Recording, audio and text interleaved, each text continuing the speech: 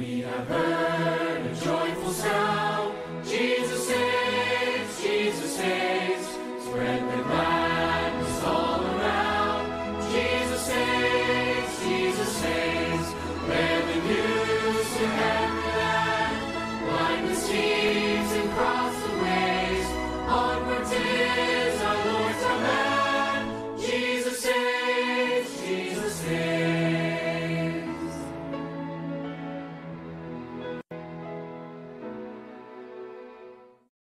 Notre Père céleste, notre Papa, c'est vers toi que nos regards sont tournés.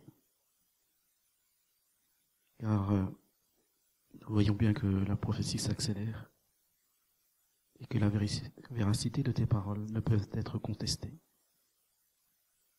Nous implorons ta grâce, parce que nous nous sentons en danger, non pas par de l'extérieur, mais par nous-mêmes.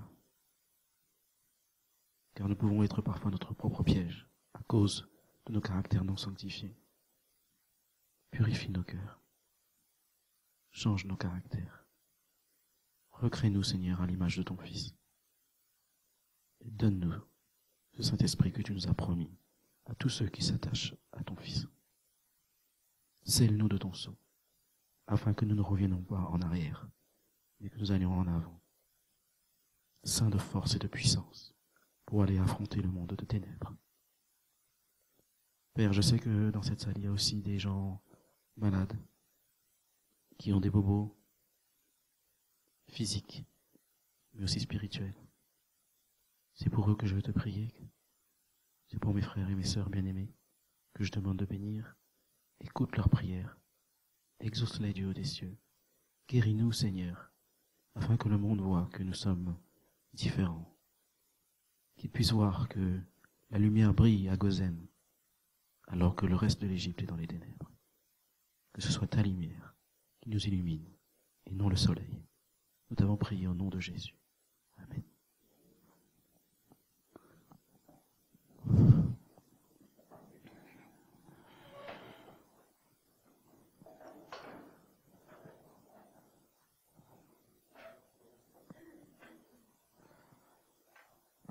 Mes amis, nous allons continuer en fait le temps des prédications. Je remercie bien sûr tous les prédicateurs précédents. C'est une formule qu'on vous allez dire consacrée, mais pas du tout. Et vous allez voir tout de suite que ce que nous avons entendu ce matin de Pascal servait quelque part d'introduction à ce que je vais dire. Donc encore une fois, merci à l'Esprit éternel qui soutient les préparations de toutes ces interventions. Gloire à Dieu.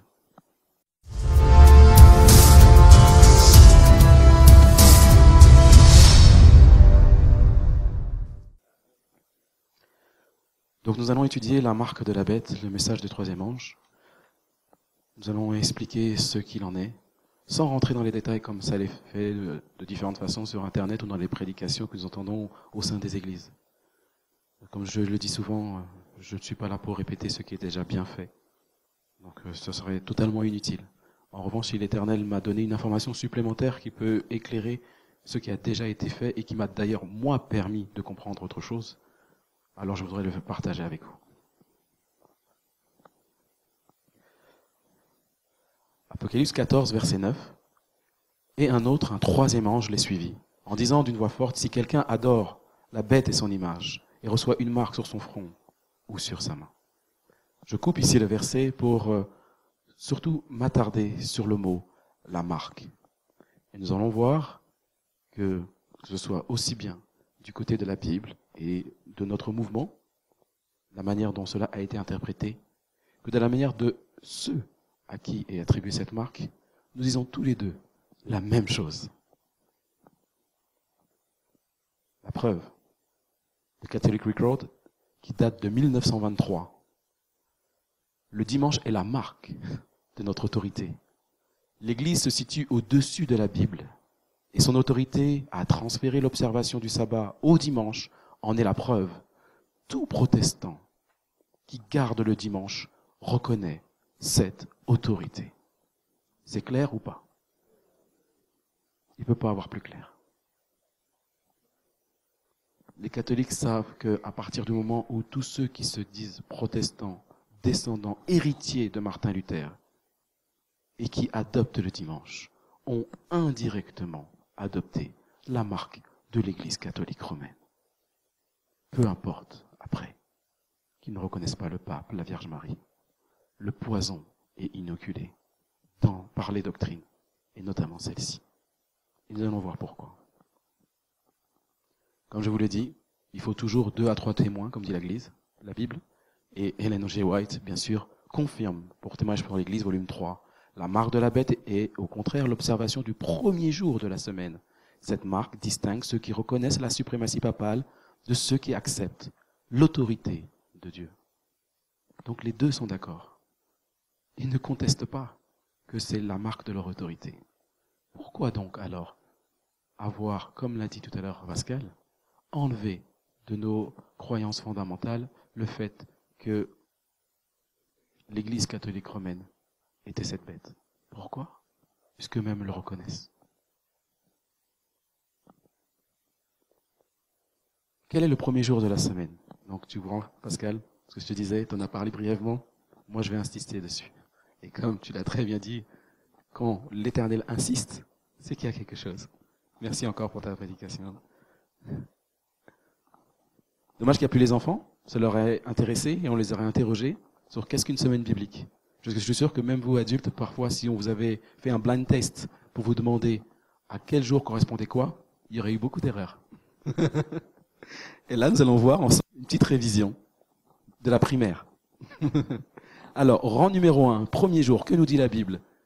Qu'est-ce qui a été créé? La lumière. Ensuite, deuxième jour, le ciel, l'étendue qui sépare les eaux. Troisième jour, terre, mer, verdure, semences et arbres. Quatrième jour, soleil, lune et étoiles. Cinquième jour, animaux marins et oiseaux. Sixième jour, animaux terrestres, hommes et femmes. La cerise sur le gâteau. Et septième jour, le jour béni et sanctifié, car Dieu se reposa. Il se shabat de son œuvre créatrice. Voilà comment est décomposée la semaine biblique dans la Bible. À bien retenir. On voit que la BBC nous dit en 2013 pourquoi y a-t-il 7 jours dans la semaine. L'empereur romain Constantin a formellement adopté la semaine de 7 jours en 321 après Jésus-Christ. Elle avait été utilisée de manière informelle depuis le 1er siècle avant Jésus-Christ. Constantin, un converti chrétien, a fait du dimanche le sabbat chrétien, le premier jour de la semaine, et du samedi, le jour du repos juif, le dernier jour. C'est-à-dire que sous l'Empire romain, il n'avait pas encore, comme tu l'as dit tout à l'heure, inversé l'ordre des jours. Il avait simplement consacré le dimanche comme étant un sabbat chrétien.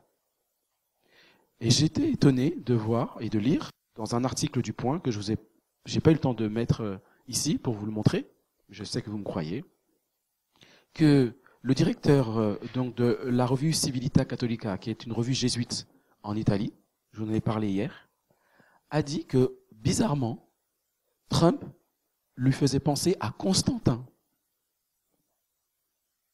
Et j'ai vu, mais c'est le même. C'est lui qui a ordonné le dimanche. Et il fait un lien direct, une comparaison entre Constantin et Trump. Lui, le jésuite, il doit savoir beaucoup de choses. Autre article de 2016. Pourquoi le dimanche est-il le premier jour de la semaine aux USA? Car vous allez voir qu'il y a une différence entre les USA et la plupart du reste du monde. On va lire tout, parce que c'est très intéressant. Aux États-Unis, le premier jour de la semaine sur les calendriers est le dimanche. Vous voyez, c'est différent de l'Europe. En Europe, c'est le lundi. Il est considéré comme le premier jour. Une conception fidèle à la norme ISO 8601. Pourquoi cette différence? Le dimanche a été longtemps considéré comme le premier jour de la semaine. Ce sont les Babyloniens, puis les Égyptiens qui ont établi la semaine de 7 jours, et ensuite déterminé que le premier jour de la semaine serait le jour du soleil, ou en anglais, Sunday, ce qui est différent en langue latine. On l'a expliqué tout à l'heure, dimanche veut dire jour du Seigneur. Ce n'est pas la même chose. Autre explication religieuse cette fois, dans l'Ancien Testament, La Genèse raconte que Dieu a créé le monde en 6 jours et qu'il se reposa le 7e jour. Dans plusieurs textes de l'Ancien Testament, ce 7e jour de repos béni, c'est le samedi. Ainsi, la nouvelle semaine commence le dimanche, tandis que le premier jour travaillé de la semaine est le lundi. En revanche, dans toutes les langues et cultures slaves, le lundi a toujours été considéré comme le premier jour de la semaine. Et cette conception qui a fini par l'emporter en Europe, sous l'effet des transformations sociales et je dirais industrielles du 19e siècle. En revanche, l'ancienne conception, celle que les immigrés européens avaient amenée aux États-Unis, à partir du XVIIIe siècle, a perduré de ce côté de l'Atlantique. Sur les calendriers, le dimanche est resté le jour numéro 1 jusqu'à aujourd'hui. Donc, lorsque vous parlez et évangélisez des personnes qui vous disent non, l'ordre de la semaine a été changé, vous pouvez leur faire référence aux États-Unis. En leur disant, allez voir les États-Unis pour voir si c'est partout pareil dans le monde. Et on verra.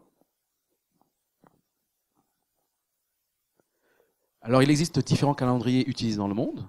Et regardez bien ce qui est écrit. Fondé sur le calcul inexact de la naissance du Christ. Et pourtant, l'Église catholique romaine a réussi à véhiculer, encore une fois, une doctrine par le biais de la Noël. Mais eux-mêmes avouent que c'est inexact. Vous voyez comment ils sont contradictoires? Ils le disent eux-mêmes.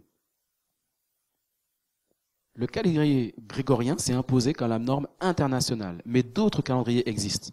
Donc là, sur l'image, on voit l'ensemble des calendriers qui peuvent exister, hébraïques, musulmans, persans, juliens, coptes, indiens, arméniens, chinois, éthiopiens, et ceux qui ont disparu comme les Romains révolutionnaires, et puis le positiviste. Donc le calendrier en usage aujourd'hui dans la plupart des pays est directement issu du calendrier romain. Celui-ci avait été réformé en 46 après Jules César, d'où son nom de calendrier julien. Pourquoi? Parce qu'il existait un décalage existant entre l'année du calendrier romain traditionnel et l'année astronomique. On voit, c'est des chiffres après la virgule. Mais ça a un impact énorme en termes de siècles.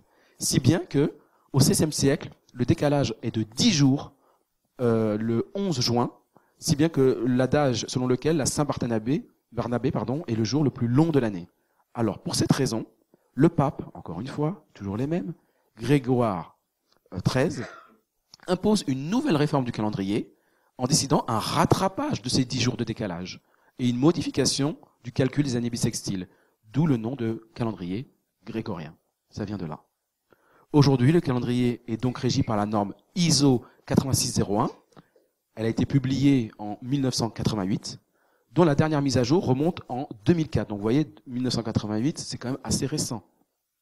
Et bien sûr, l'Europe a adopté la norme ISO, pas les États-Unis. Et c'est celui qui définit le calendrier grégorien comme norme internationale. La seule chose qui a changé, c'est que le point de référence du calendrier grégorien n'est plus la naissance du Christ, mais selon la norme ISO, c'est le jour de la signature de la convention du maître. C'est à ce moment-là qu'ils ont mis en place de manière internationale les normes pour le maître et les poids, tout ce qui est grammes, etc. Donc maintenant, on va voir ce que c'est que la semaine gréco-romaine. On sait qu'ils ont changé donc l'ordre des jours. Donc le numéro 1, c'est le lundi. Et on va voir à quel dieu ils associent ces jours. Donc chez les latins romains, c'est le dieu de la lune, Luna, Sélénée, qui est la déesse de la lune, de la nuit, reine du ciel et sœur du soleil. Le mardi, c'est Héméra et Aréos, ou sinon Mars, ou le dieu Arès, dieu de la guerre, vengeance et de la destruction. Mercredi, Mercure, Hermès, messager des dieux, protecteur des marchands et des voleurs. Ah bah oui, l'un marche pas sans l'autre. Il faut faire travailler tout le monde. Le jeudi, c'est le jour de Jupiter, Zeus chez les Grecs, dieu des dieux et de la foudre.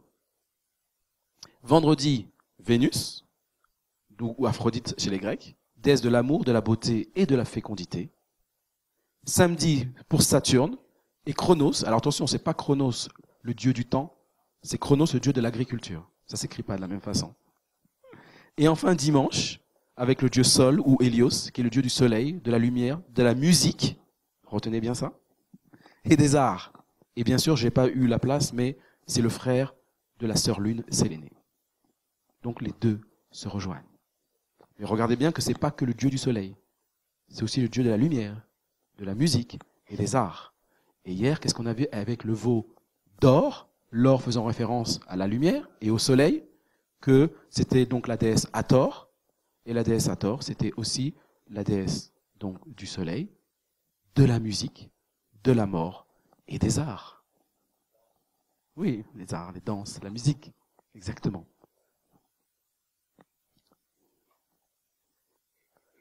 Donc maintenant, on va comparer tout simplement les deux calendriers, calendrier biblique et calendrier romain.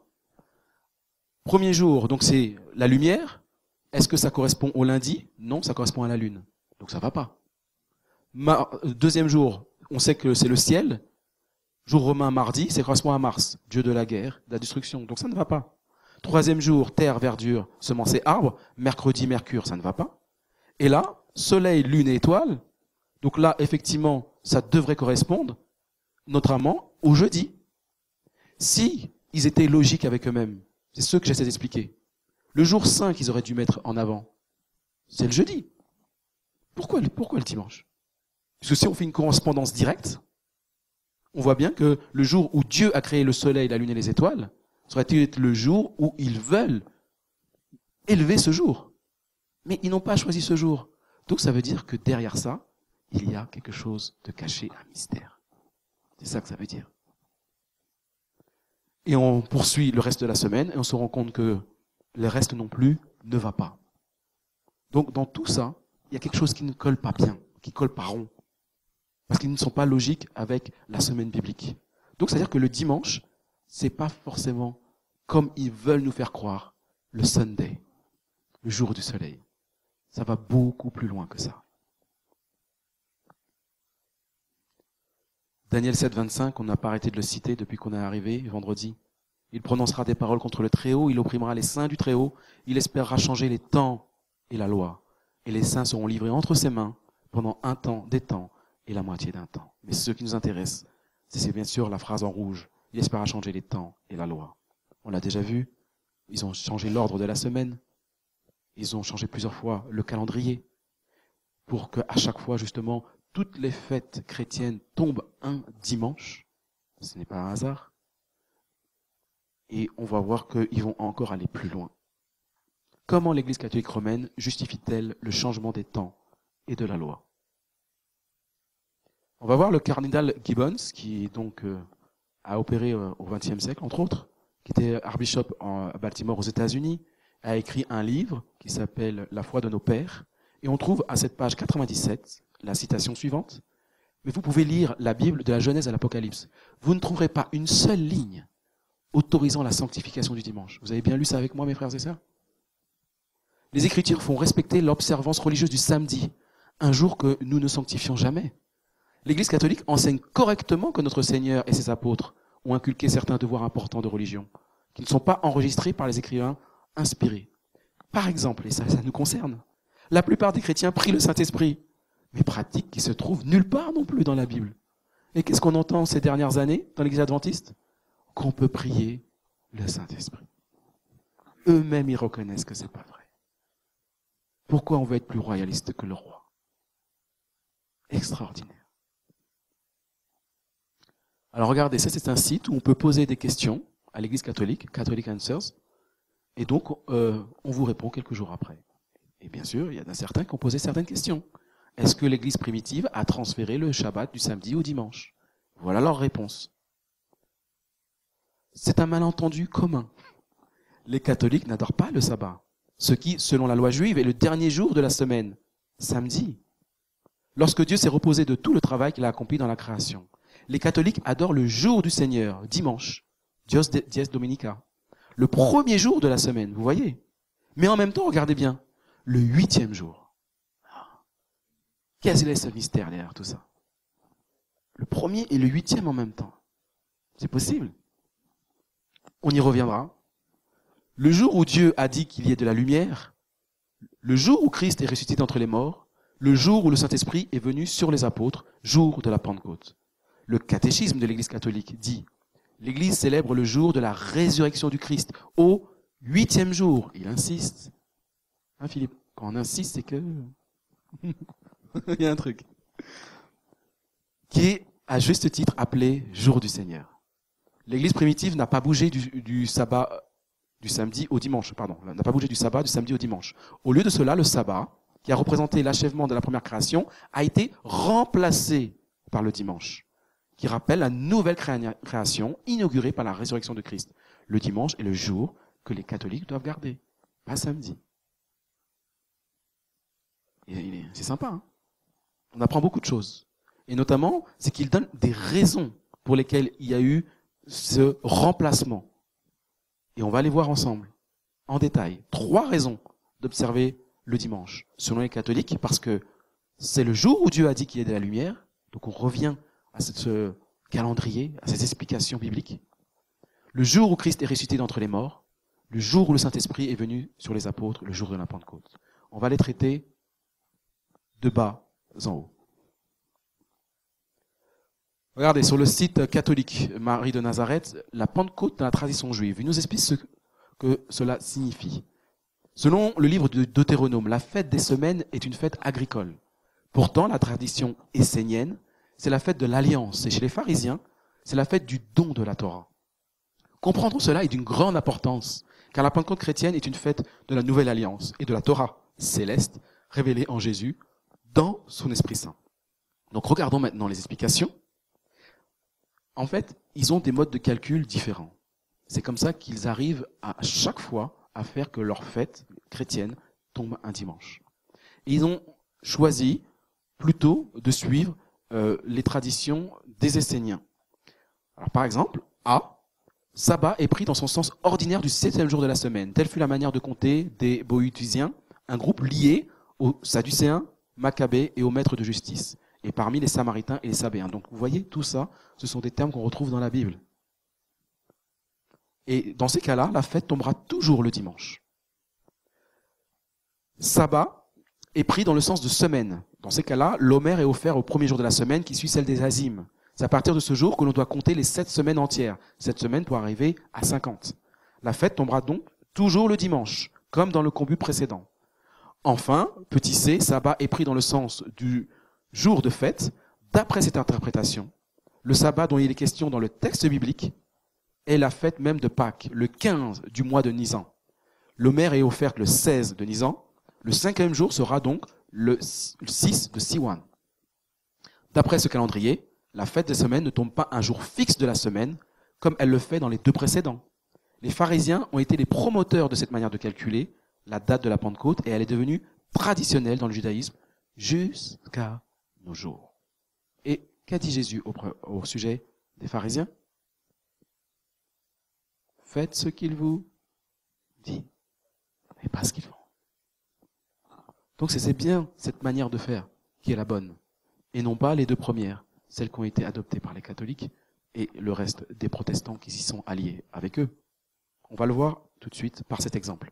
Je suis allé sur le site du Consistoire de France, donc le site des Juifs. Et il nous explique, colonne de gauche, que donc ces fêtes-là, notamment pour la Pentecôte, elle est en dehors d'Israël chômée pendant 2 jours, et en Israël simplement 1 jour.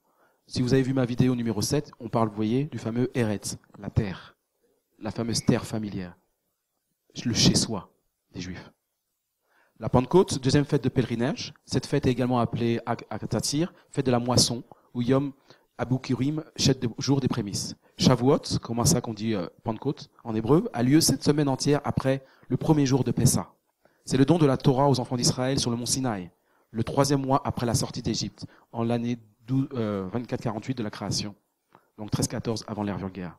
Donc on comprend bien qu'ici, qu'il nous rappelle qu'au moment où Dieu a donné ses commandements, cela correspond à le don de la Torah.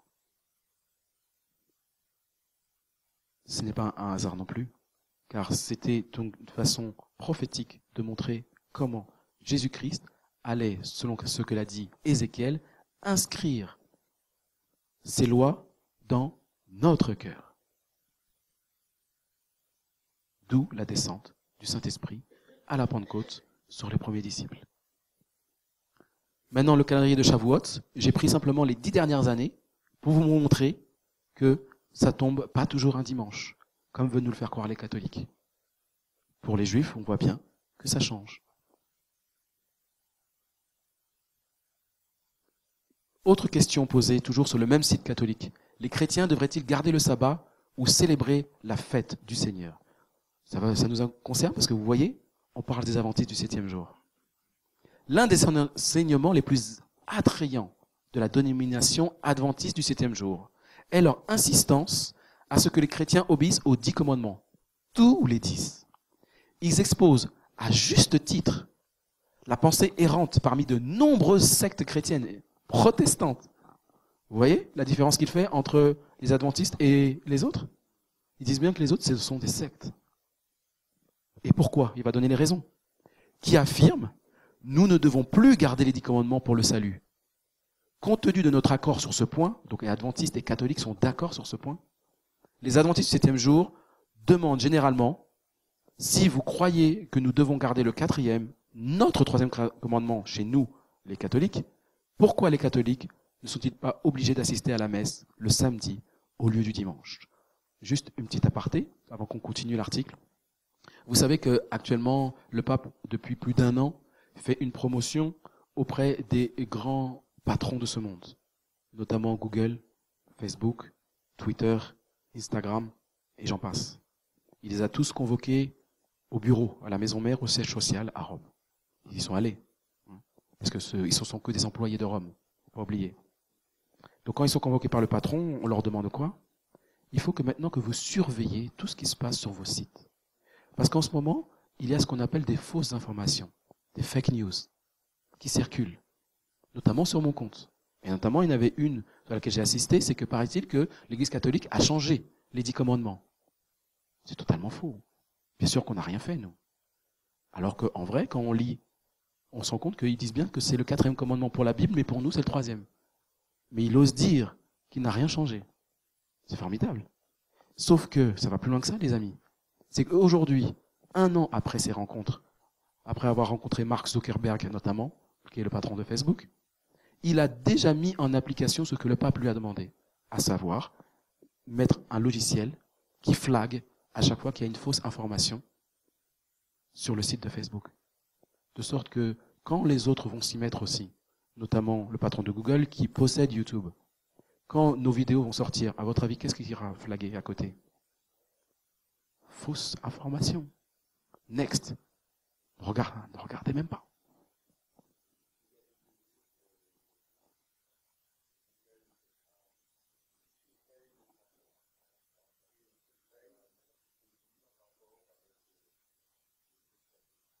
Sur demande express du pape, qui a rencontré l'ensemble des présidents de ces grandes entreprises américaines.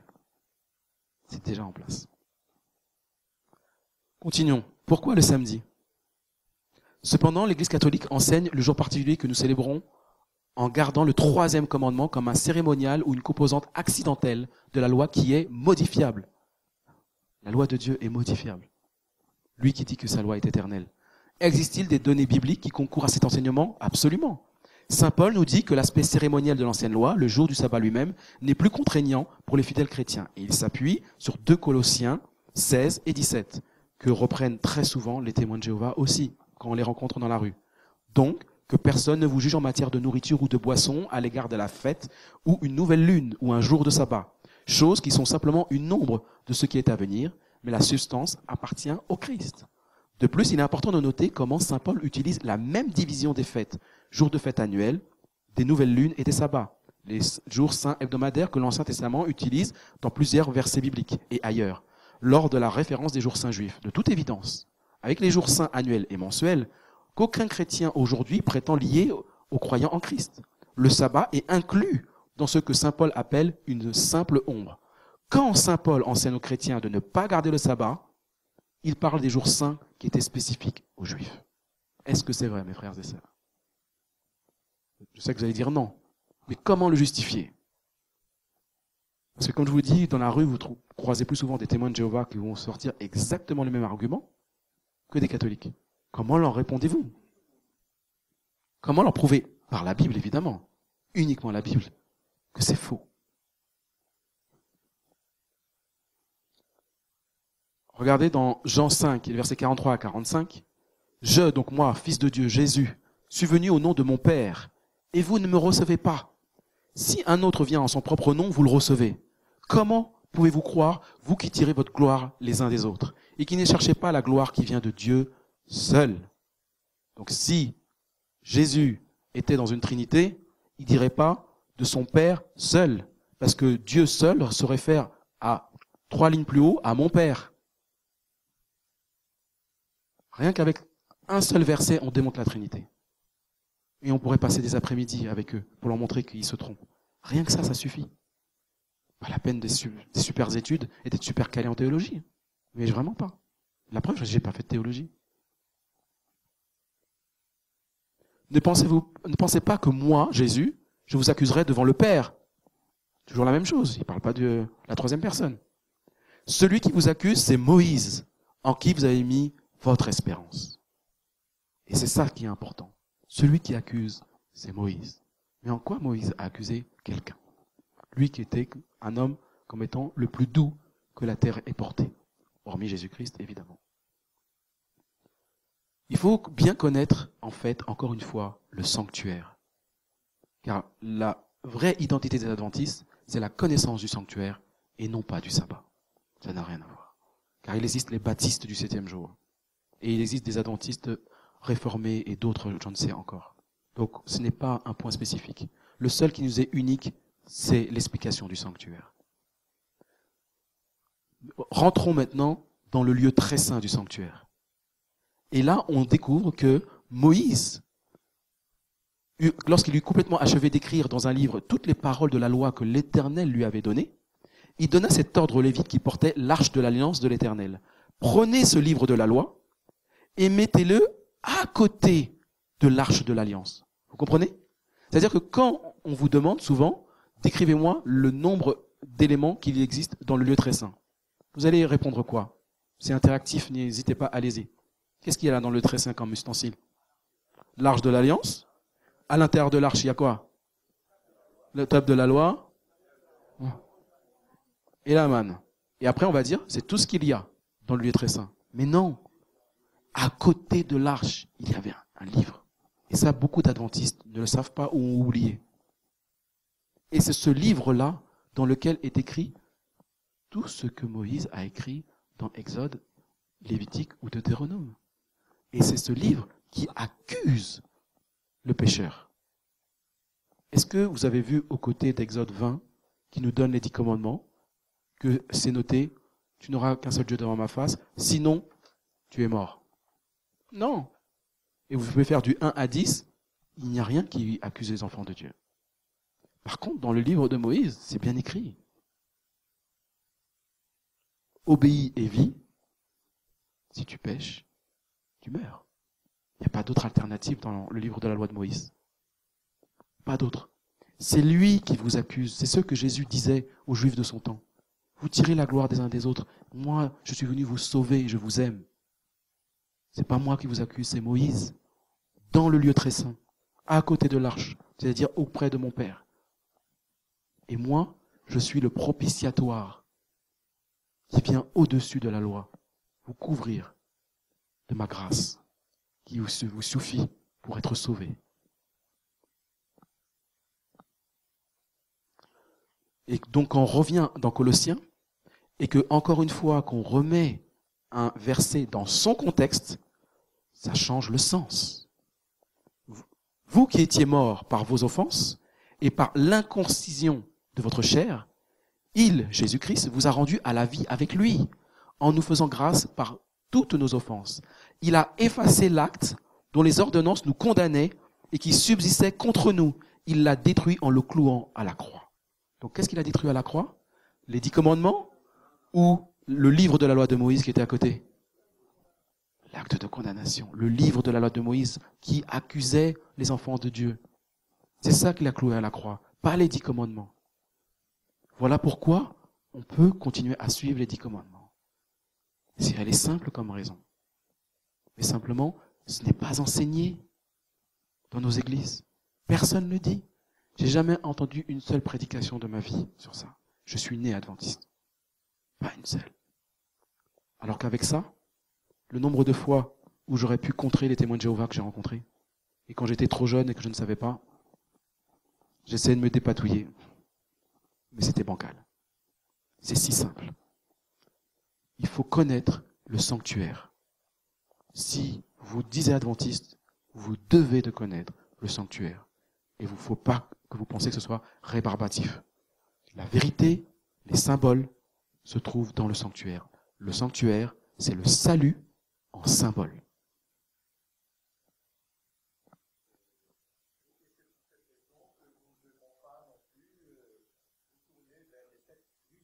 Exactement. Exactement. Il y a une résurgence, même au sein de l'église adventiste, pour remettre au goût du jour de fêter les fêtes juives, ça fait bien, en mettant la petite galette sur la tête et puis le châle. Non. Paul lui-même, en ayant voulu faire ça, s'est fait reprendre par Dieu. Parce qu'il avait voulu à un moment donné jouer sur deux tableaux. En jouant sur la grâce et sur l'observation de la loi. Vous vous souvenez? Lorsqu'il s'est rasé la tête, qu'il a fait un vœu, ça lui a été reproché.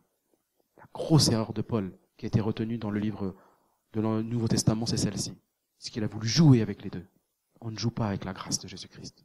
Elle se suffit à lui-même. D'ailleurs, Jésus lui avait dit, ma grâce te suffit. Toujours sur un site catholique. Donc, Dies Domini, donc, pourquoi garder le sabbat saint, le jour du Seigneur saint? Donc, le dimanche, jour de la lumière, donc on y revient. Pourtant, on avait vu que le jour de la lumière, c'était le 4e jour, non? Eux, ils te disent que c'est le jour de la lumière. Donc, très bien. Alors, en même temps, c'est le soleil pour le 4e jour, et là, ils avouent que c'est bien le 1er jour pour la lumière. On va voir pourquoi. On peut aussi l'appeler le jour du feu, en référence au Saint-Esprit. Et c'est là qu'est la clé. Encore une fois, ça pointe vers le Saint-Esprit. La lumière du Christ est intimement liée au feu de l'Esprit, et les deux images révèlent la signification du dimanche chrétien. Pendant plusieurs siècles, les chrétiens ont observé le dimanche simplement comme un jour de culte, sans pouvoir lui donner un sens spécifique du repos sabbatique. Ce n'est qu'au IVe siècle que la loi civile de l'Empire romain reconnaît la récurrence hebdomadaire en déterminant que le jour du soleil, vous voyez, ils associent maintenant soleil et lumière, ce qu'on a vu qui n'est pas le cas dans la Bible. Les juges, les gens de la ville et les différentes sociétés commerciales ne fonctionneraient pas. Et il manque une 4e explication. Il n'y a pas que ça qui était, ça ne fonctionnerait pas, mais il y avait quelque chose qui fonctionnait sous le règne de l'Empire Constantin. Vous savez, c'était quoi qui était permis et autorisé? Exactement. Voilà pourquoi on nous dit sortez des villes. Parce que si demain on est sorti des villes, ce qui est la plupart des cas d'entre vous, donc c'est à moi que je parle, on est sorti des villes, on pourra travailler la terre sans contrevenir aux lois civiles. Voilà pourquoi dans sa prescience, Dieu a dit sortez des villes. Parce que ce qui a été fait va se répéter. Regardez maintenant comment les catholiques mettent en avant cette fameuse lumière, jour du soleil, à travers ce qu'on appelle l'ostensoir. Vous avez déjà vu cet instrument? C'est l'adoration eucharistique. Adoration, le mot est fort. Qu'est-ce que Jésus a dit à Satan dans le désert? Tu n'adoreras que Dieu seul. Adoration eucharistique est un temps en dehors de la messe pour vénérer le Christ. Mais lequel Christ? Présent dans l'Eucharistie. Le mot ostensoir vient d'un mot latin qui veut dire ostensor, qui veut dire montrer. C'est un objet en métal précieux qui comporte un pied et plus haut un motif ornemental doré ou argenté, entourant l'espace laissé libre pour l'hostie. L'ostensoir est en forme de soleil qui sert à montrer l'hostie consacrée pour l'exposition du Saint-Sacrement. L'hostie est alors présentée dans la lunule. C'est normal, puisqu'ils font partie de la même famille, ils sont frères et sœurs, on l'a vu tout à l'heure.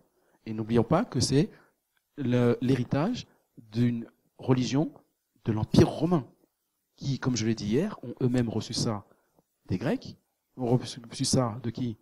Des Mèdes et des Perses, et qui vient, bien sûr, de Babylone. Alors, qu'est-ce que c'est que ça? On va bien voir. Encore différentes formes d'ostensoirs, qui représentent bien sûr le dieu soleil. Et vous voyez, par exemple, sur la deuxième photo avec Benoît XVI, en bas, on voit un croissant de lune. C'est ce qu'on appelle lunule. C'est ça, lunule. Désolé, je sors du champ de la caméra. Il est là. Le croissant de lune. Et il se retrouve en fait partout. Et ça, c'est tout simplement l'association de la lune et du soleil. Pourquoi? C'est là qu'on va comprendre ce qui se passe par rapport au 8e jour. Dans les religions babyloniennes, il faut savoir qu'il y a derrière un faux message avec un faux Christ. Qu'ils font renaître tout le temps, tous les 25 décembre notamment pour le monde, et tous les dimanches lors de la messe. Or, dans le livre des Hébreux, il nous est dit que Jésus est mort une fois pour toutes. Donc c'est forcément un faux Christ. Et pour ça, il se sert de ces deux symboles, à savoir un croissant de lune qui représente en fait le bassin d'une femme, la fonction reproductrice de la femme. La lune est en fait comme ce bas-ventre en fait, que vous pouvez faire comme ça pour la femme lorsqu'elle est enceinte, dans lequel renaît à chaque messe eucharistique le Dieu soleil. L'un ne marche pas sans l'autre. Voilà pourquoi ils ont associé ça. Et c'est ouvertement montré dans une église chrétienne. Et ça ne choque personne. Et notamment pas nos amis de l'église adventiste qui vont, comme vous le savez l'année dernière, dans une messe eucharistique, pas très loin d'ici, à Valence, c'est pas très loin, n'est-ce pas? À la date anniversaire, écoutez bien, à la date anniversaire où le pape qui avait été déporté par le général Berthier est mort. C'est-à-dire que quand ce pape a été démis de ses fonctions en 1798, il a été amené en France. Où? À Valence. Et il est mort où? À Valence en 1799. Et à la date même de sa mort, c'est à cette date-là qu'ils ont fait cette messe œcuménique où a été invité les adventistes. Donc c'est à la gloire de qui qu'ils ont fait ça, à votre avis?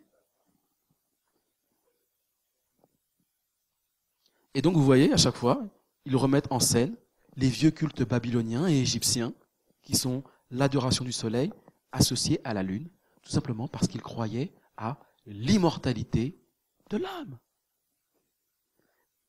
Et comme ils croyaient à l'immortalité de l'âme, donc ils pensaient ça. Tout ça avait été mis en scène, notamment après le déluge, lorsque un roi puissant est venu sur la terre, qui s'appelait Nemrod. Nemrod qui se fait appeler le Gibor en hébreu, Gibor qui veut un titre qui est réservé uniquement à Dieu. Car Gibor veut dire le Tout-Puissant, El Shaddai. Et lui, il a décidé donc, par le biais de sa femme, Sémiramis, qui était en même temps sa mère, de mettre en place tout un système pour se faire adorer, dans lequel, lorsqu'il est mort, il a été vivre dans le soleil. Mais, par le biais de sa puissance régénératrice, il a pu revivre dans le sein de sa femme et mère et se réincarner dans son Fils que nous célébrons tous les 25 décembre. D'où le culte de la réincarnation avec Tammuz. Et ce qui est quand même lamentable, c'est que quand on regarde un calendrier hébraïque, ce qui correspond chez nous à un mois de juillet se dit chez eux Tammuz.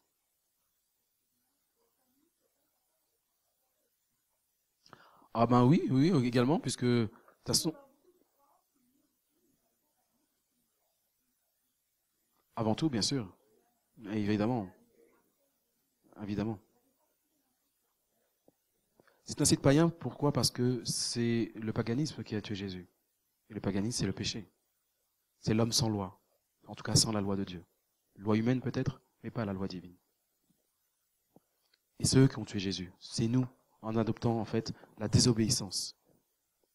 Donc voilà comment en fait ils adorent la lumière. Mais en adorant la lumière, ils remettent tout simplement sous l'enveloppe d'une luminosité chrétienne des anciens cultes babyloniens qui existent depuis au plus loin après le déluge Nimrod, mais on va le verra par la suite, même les antédiluviens avaient les mêmes pratiques. Voilà pourquoi Dieu les a effacés de la terre. L'adoration de la lumière se fait aussi à travers du symbole de la Trinité. Vous savez, le symbole de la Trinité, qu'on connaît sous différentes formes avec le triquetra, c'est simplement l'association du soleil qui a été coupée par un compas. Avec 3 phases. La première phase, c'est le soleil levant. Ensuite, le soleil à son zénith. Et enfin, le soleil qui se couche. Lorsqu'on les associe, en formant un triangle, on peut voir que nous arrivons à la forme finale, qui est décomposée de différentes façons, parce qu'il fallait rester occulte, caché. Seuls ceux qui étaient initiés pouvaient comprendre ces symboles. À l'époque, il n'y avait que les grands prêtres qui comprenaient ces symboles. Maintenant, aujourd'hui, puisqu'on est arrivé à la fin des temps, et que Daniel nous dit que à la fin des temps, la connaissance va augmenter, du côté de l'ennemi, la connaissance industrielle, scientifique et tout ce qui s'ensuit va augmenter, parallèlement à la connaissance spirituelle de Dieu. Quand Daniel dit ça, c'est dans les 2 sens. Et on le voit bien. Au fur et à mesure qu'au XIXe siècle, Dieu a donné des principes de santé à nos pionniers, qu'est-ce que Satan a fait parallèlement pour le contrer? Il a mis en orbite l'industrie de la pharmacie. Et quand on connaît l'étymologie du mot pharmacie, qui vient du grec pharmakia, ça veut dire sorcellerie. Et c'est pour ça que vous voyez à chaque fois, en fait, les symboles de croix un peu partout. Directement liés, ils vont vous faire croire que c'est lié après à différents cultes, via Hermès, etc., pour le grand public. Mais pour les initiés, ils savent exactement ce que c'est. Pharmakia, ça veut dire sorcellerie. Voilà pourquoi, en même temps, Dieu a donné à la même époque à Sir White ses principes sur la santé pour nous éviter d'aller nous faire soigner chez les sorciers.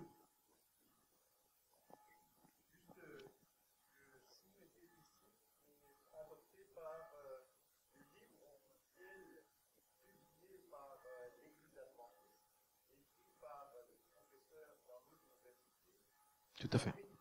Tout à fait. Oui, au milieu. Ouais. Tout à fait. Le fameux symbole de la triquetra, qui est un symbole irlandais qui remonte à l'ancien temps pour, encore une fois, adorer le soleil. Et on y reviendra, mais vous voyez, là, le symbole du triangle, qui est aussi un symbole qu'on dit aujourd'hui Illuminati, maçonnique, mais c'est bien plus vieux que ça. C'est beaucoup plus ancien que ça. Parce que, encore une fois, il faut savoir que le monde de la science, et notamment de la géométrie et de l'astronomie, était à l'époque uniquement maîtrisé par les prêtres. Voilà pourquoi ils avaient libre cours par rapport au peuple qui n'était pas instruit dans ces sciences, pour pouvoir manipuler par des symboles qu'ils plaquaient sur leurs immeubles, sur leurs édifices, des messages codés. D'où pourquoi, quand Daniel a été introduit à la cour, il a été mis avec les mages. Parce qu'il n'y avait qu'eux qui pouvaient maîtriser ces symboles de mathématiques, de sciences et d'astronomie. Donc imaginez comment il avait dû résister et être horrifié par tout ce qu'il voyait. Quel symbole de fidélité au sein même de Babylone. C'est exactement ce qui nous est demandé de faire. Car Daniel était en symbole l'image de l'Église des derniers jours. Pourquoi? Parce que c'est un des seuls personnages de la Bible où vous le trouverez qui n'a jamais péché. Comme nous sommes appelés à la fin des temps, au moment du scellement, via le principe de réforme de santé, à arriver à une parfaite sainteté. Car le message qui nous est donné aujourd'hui, c'est de dire que, et je l'ai lu encore hier, c'est triste, sur le site que vous connaissez peut-être, qui s'appelle Christian Post, qui est un site anglophone, qui rassemble en fait l'ensemble des communautés protestantes, où il donne toutes des news. Et il y avait un article qui a attiré mon regard, qui était « Qu'est-ce que le Saint-Esprit ?»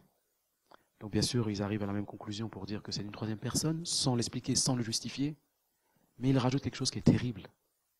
C'est qu'ils disent dans cet article que la joie que nous avons d'avoir le Saint-Esprit, c'est que le Saint-Esprit restera avec nous en permanence jusqu'au retour de Jésus, même si on continue à pécher. Je ferai circuler cet article. Extraordinaire. l'inverse, ce que l'Éternel nous dit, et pourquoi Jésus-Christ est venu mourir sur la croix. Pour nous démontrer que la loi de son Père est immuable et inchangeable. À tel point qu'il était obligé de mourir. Parce qu'ils avaient beau réfléchir dans tous les sens, lorsqu'ils sont dans le conseil de Dieu avant la création du monde, à deux, ils sont rentrés dedans, et que le troisième voulait rentrer, a collé son oreille contre le mur pour écouter, tellement qu'il voulait rentrer, et qui aujourd'hui se manifeste sous le symbole de la troisième personne de la Trinité, il était dit que faisons l'homme à notre image, à notre ressemblance. Et toi, Jésus, acceptes-tu d'aller mourir pour ceux que tu as créés? Et lui, qu'est-ce qu'il a répondu? Oui, mon Père, que ta volonté soit faite. Comme tu les as aimés, je les aime. Voilà ce que notre Maître a fait pour nous, par amour. Et pour son Père, et pour nous. Il aimait tellement son Père que son Père ayant été accusé injustement par ce qu'on dit, encore une fois, on va le voir, Lucifer, qu'il ne pouvait pas le supporter et qu'il fallait que la lumière soit faite, d'où l'expression que la lumière soit. Car la lumière est associée à la justice.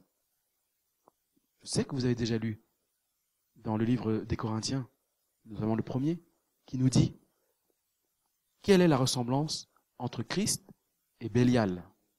Quelle est la ressemblance entre...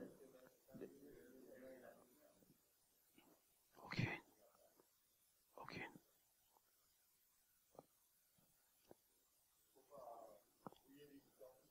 Exactement. Comme tu disais hier, on garde son identité. C'est exactement ce que tu as dit hier. Regardez maintenant, quand on revient dans les anciennes civilisations, avant antéchrétiennes, ce qu'on peut y trouver. Chez les Sumériens et en Babylonie, l'adoration du soleil, vous voyez, il a exactement la même forme que l'ostensoir d'aujourd'hui, avec cette forme, avec les rayons qui partent dans tous les sens.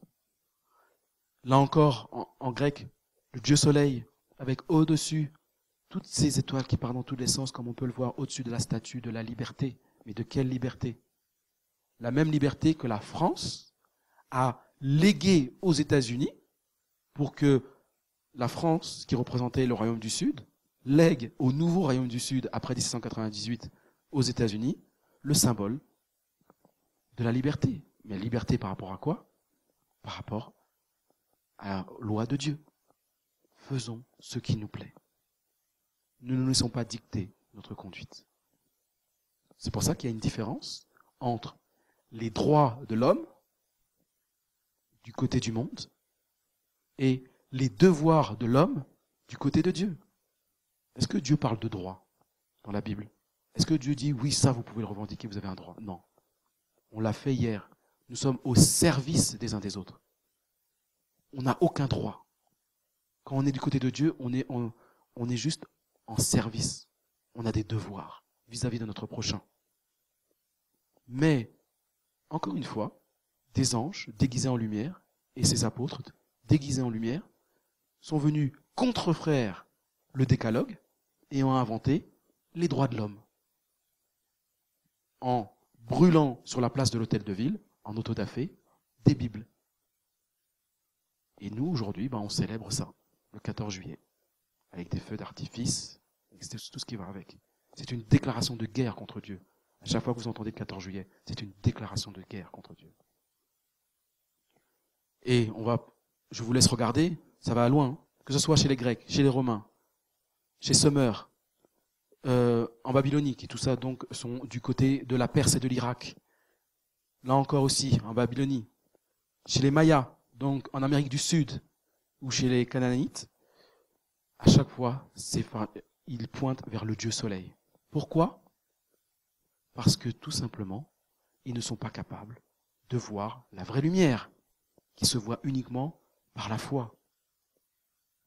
Eux, ils sont obligés de pointer vers la créature au lieu du Créateur.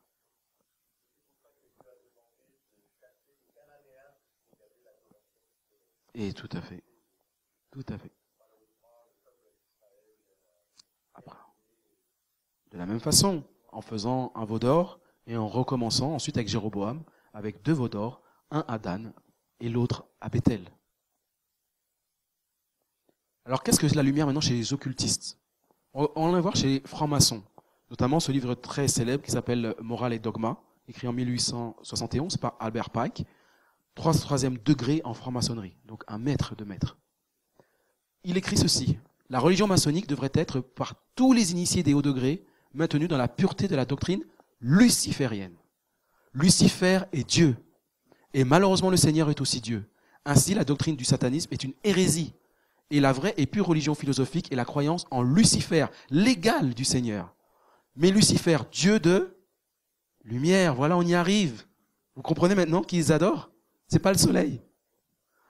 Et Dieu du bien, lutte pour l'humanité contre le Seigneur, le Dieu des ténèbres et du mal. Elena Petrovna Blavatsky, vous vous rappelez, je vous en ai parlé, dans le message du deuxième ange et la Trinité.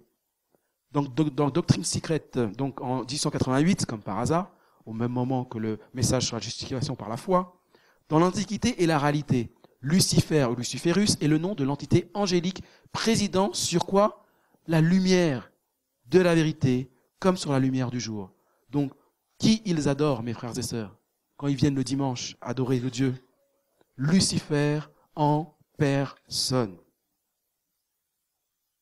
Et le fameux dies dominicain. Vous savez que Baal veut dire Seigneur. Et qu'on retrouve parfois le mot Baal même attribué en fait à Dieu dans l'Ancien Testament. Baal, c'est pas un gros mot. Sauf que le problème, c'est que Baal ne veut rien dire. C'est comme dans les chansons modernes. Parfois, ils font appel à Dieu en disant merci Seigneur, etc. Mais c'est des faux dieux. C'est des dieux idolâtres. C'est simplement, en fait, ces anges déchus. La Bible associe-t-elle Lucifer à la lumière? Alors, que veut dire Lucifer? Et c'est là, regardez bien, la supercherie. Lucifer, en latin, veut dire lux, du lumière, et ferre, porter. Donc c'est lui qui apporte la lumière aux êtres humains, à la terre. C'est ce qui fait croire. Terme employé par Jérôme de Stridon en l'an 405 après Jésus-Christ par la Vulgate. Or, la Genèse et l'Apocalypse n'utilisent jamais le terme Lucifer. Jamais, vous entendez? Alors, Elel ben Sahar, c'est le nom hébreu de Satan utilisé dans Ésaïe 14, 12. Et qui est traduit dans la version Louis II, ou la Bible du Semeur, comme astre brillant, fils de l'aurore, et dans la version Osterwald, étoile du matin, fille de l'aube du jour. Or, aucune de ces versions n'a traduit correctement le mot Elel. Même pas la King James. King James aussi emploie Lucifer.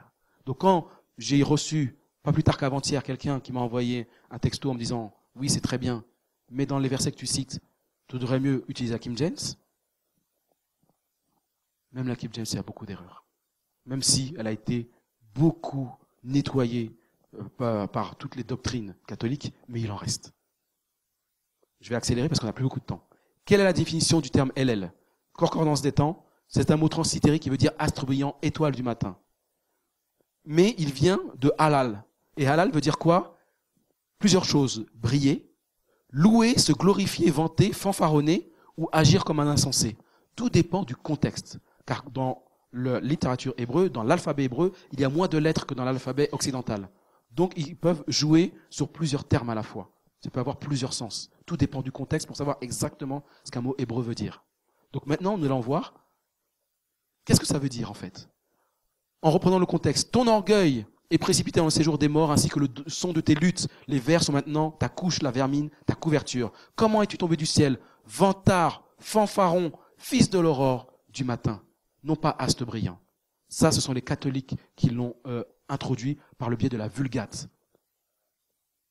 Lucifer n'est pas le nom de diable et de Satan. C'est les catholiques qui ont inventé ça. Parce que pourquoi? Parce que pour eux, Lucifer, c'est un terme positif. Puisque c'est le Dieu qu'ils adorent. Celui qui apporte la lumière. N'utilisez plus le terme Lucifer pour parler du diable et de Satan. La Bible n'utilise jamais ce mot-là. Jamais. Jamais. Dans l'Ancien Testament. Ni dans le Nouveau. Tu disais en ton cœur, je monterai au ciel, j'élèverai mon trône bien au-dessus des étoiles divines. Je siégerai en droit sur la montagne de l'assemblée des dieux, aux confins des septentrions. Ces hommes-là sont de faux apôtres, des ouvriers trompeurs déguisés en apôtres de Christ. Cela n'est pas étonnant puisque Satan lui-même se déguise en ange de lumière. Vous comprenez? Il n'est donc pas étrange que ces ministres se disent aussi en ministres de justice. Vous voyez? Lumière et justice se renvoient la balle.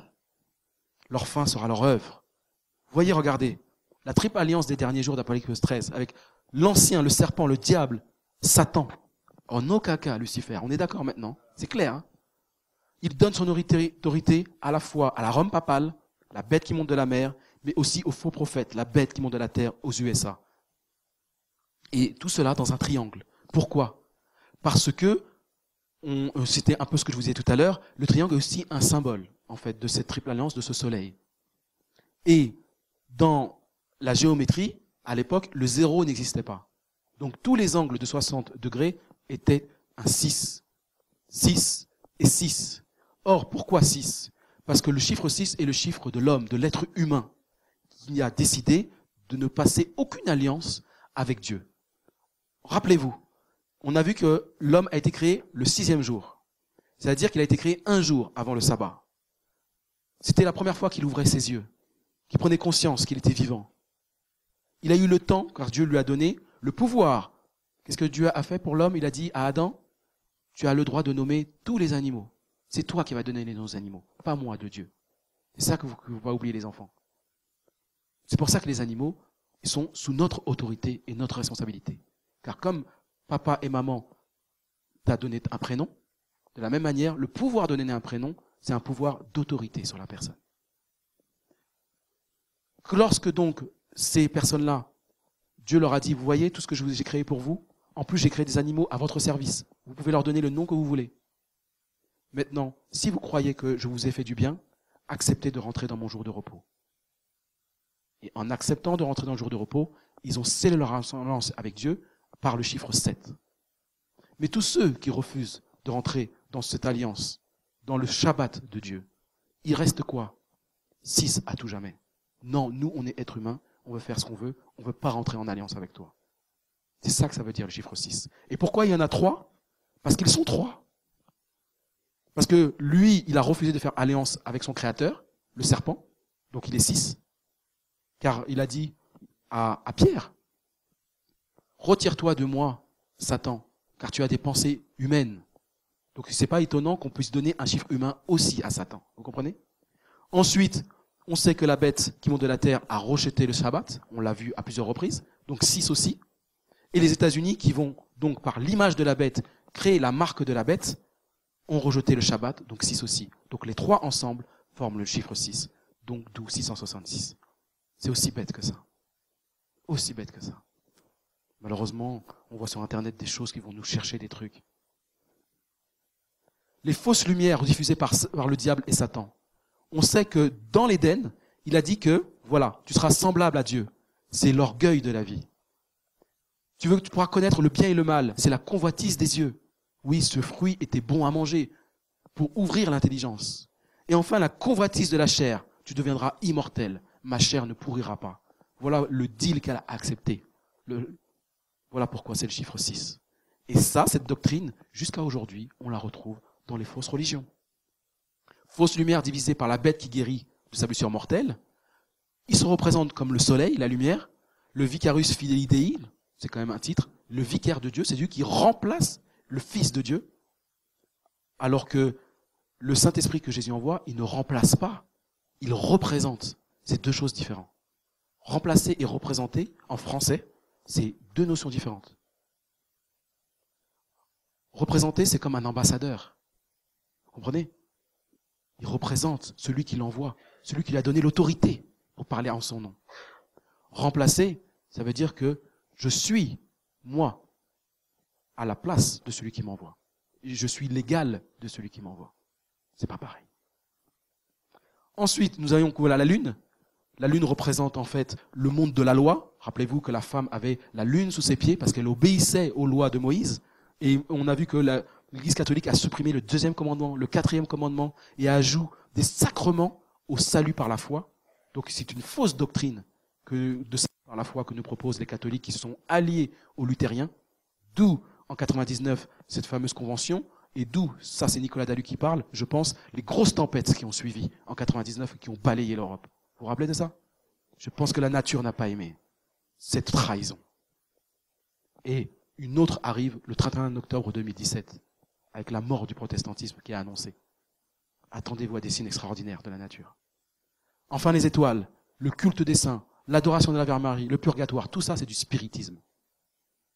Voilà l'adoration du soleil, de la lune et des étoiles en symbole. Dommage, je vais trop vite, on n'a plus de temps, mais on reviendra dessus si vous le voulez en dehors de ces séances. Enfin, la lumière diffusée par le faux prophète, union illicite entre le protestantisme apostat et le pouvoir civil, c'est le fameux image de la bête. Une fois qu'elle sera mise en place, elle va imposer la loi du dimanche, la marque de la bête, en accomplissant des prodiges et des miracles mensongers, la séduction de l'iniquité. Voilà comment elle va y arriver. Mais Ellen White nous dit, inspirée par le Saint-Esprit, le vrai, que Babylone a favorisé les doctrines toxiques, le vin de l'erreur. Sichar, rappelez-vous, l'ivresse. Ce vin d'erreur est constitué de fausses doctrines, comme la préconisation et l'exaltation du premier jour de la semaine, le fameux dimanche. Car toutes les nations ont bu du vin de la colère de sa fornication. Même hier, vous le savez, avec le problème qu'il y a eu en Corée et contre les États-Unis, c'était une fête nationale qui célébrait le grand-père de l'actuel président, qui se fait appeler qui? Le jour du soleil. Tout le monde se prend pour la lumière. Même nous en France, on a eu Louis XIV, n'est-ce pas? Le roi soleil. Mais tout ça, en fait, ça pointe vers leur Dieu. C'est qu'une image. C'est qu'un symbole qui pointe vers un Dieu. C'est tout. Et donc, ensuite, lorsque les rois et les présidents boivent ce vin de la colère de sa fornication, ils sont agités de colère contre cela qui n'entrera pas en harmonie avec les hérésies fausses et sataniques qui exaltent le faux sabbat et conduisent les hommes à piétiner le mémorial de Dieu. Mais le véritable chef de toute cette rébellion, c'est Satan, habillé en ange de lumière. Et comme lui, c'est qu'une créature et qu'il ne peut pas créer la lumière, alors il se sert de ce que Dieu a déjà créé, du soleil. Tout simplement. C'est là qu'on voit les limites. Et la différence entre le créateur et la créature. Et c'est pour ça qu'il est dit qu'un troisième ange les suivit en disant d'une voix forte, si quelqu'un adore la bête et son image et reçoit une marque sur son front ou sur sa main, lui aussi il boira du vin de la fureur de Dieu versé sans mélange dans la coupe de sa colère. Il sera tourmenté dans le feu et le soufre devant les saints anges et devant l'agneau. Où est la troisième personne? Et la fumée de leur tourment monte au siècle des siècles. Ils n'ont de repos ni jour ni nuit, ceux qui adorent la bête et son image, et quiconque reçoit la marque de son nom. C'est-à-dire qu'ils refusent de rentrer en alliance avec le vrai Dieu, celui du sabbat. Jésus leur répondit, hypocrite, Isaïe a bien prophétisé sur vous. Ce peuple m'honore des lèvres, mais son cœur est éloigné de main. Pourquoi? Parce qu'il donne des préceptes qui sont des commandements d'hommes. Vous abandonnez le commandement de Dieu et vous observez la tradition des hommes. C'est ça le dimanche. Or, dans Tragédie des siècles, pour terminer, il nous est dit que la caractéristique de la bête est par conséquent celle de son image. C'est la transgression des commandements de Dieu. C'est ça qu'il faut comprendre. Que l'Église du reste, c'est celle qui garde les commandements de Dieu et la foi de Jésus. Or, la foi de Jésus, c'était que la semaine a été créée en 7 jours et que le 7e jour était le jour du repos de son Père. Il espéra changer les temps et la loi. C'est ce qu'on a vu, non?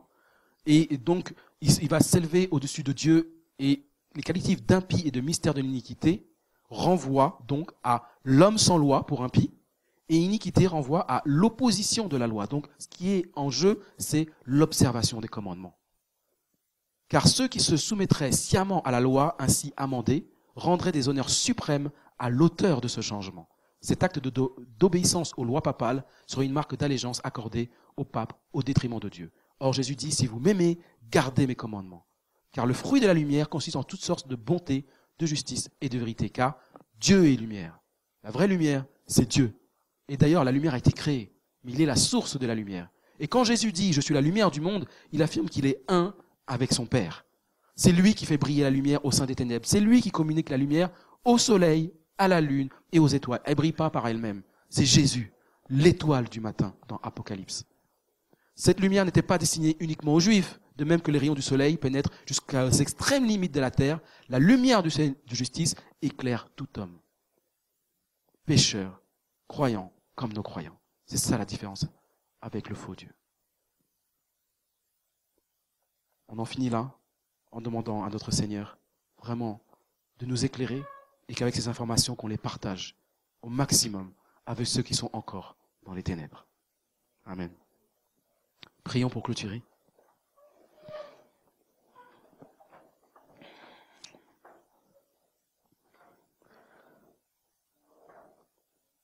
Notre Père qui est aux cieux, nous te rendons gloire, toi qui es la lumière des hommes.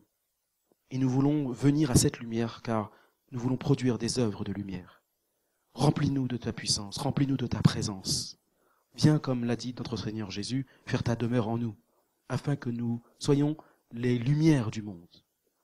Car la lumière du monde n'est pas faite pour être cachée sous un boisseau, tu as dit, mais pour être mis en évidence, afin d'éclairer tout homme sur la terre. Envoie-nous briller là où tu nous as placés, afin d'éclairer la terre de ta gloire et préparer ta venue.